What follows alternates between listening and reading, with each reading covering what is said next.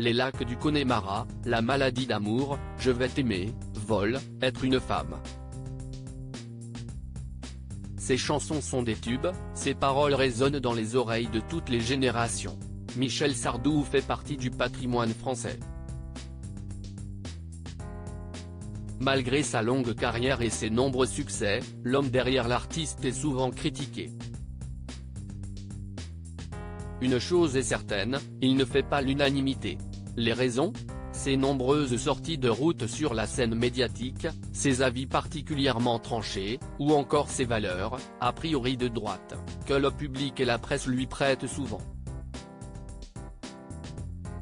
Cependant, selon le biographe Bertrand Tessier, qui le connaît bien, cela est loin d'être exact, l'artiste ayant toujours refusé de se laisser enfermer dans un tiroir. On l'a rangé dans la catégorie des chanteurs de droite, dans les années 1970.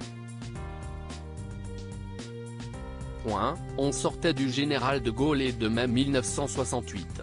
Sardou signait alors des chansons à rebrousse-poil de l'opinion dominante dans les milieux culturels, se souvient Bertrand Tessier dans les colonnes de Soir Mag.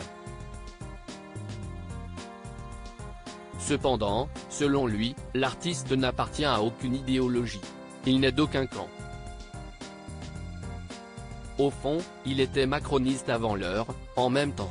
Finalement, aussi connu pour ses tubes que pour ses coups de gueule et son franc-parler, Michel Sardou jouit d'une absolue liberté. Il dit ce qu'il pense, sans se soucier du reste. Un artiste multidécoré, politisé ou non, Michel Sardou demeure un monument de la musique française. Pour saluer sa carrière exceptionnelle et sa contribution au patrimoine culturel français, il recevra bientôt la distinction de grand officier de l'Ordre national du mérite, rapportent nos confrères de la Tribune. Il convient de noter que l'interprète de la Java de Broadway est déjà chevalier de la Légion d'honneur et officier de l'Ordre du mérite, des distinctions qui lui avaient respectivement été remises par François Mitterrand en 1993 et Jacques Chirac en 2001. Près de 20 ans plus tard, en 2021, Roselyne Bachelot l'avait élevé au rang de commandeur de la Légion d'honneur. À l'époque, le président Macron n'avait malheureusement pas pu assister à la cérémonie.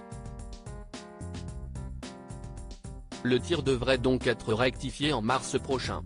Article écrit en collaboration avec 6 médias. Crédit photo, Coadic Guirec.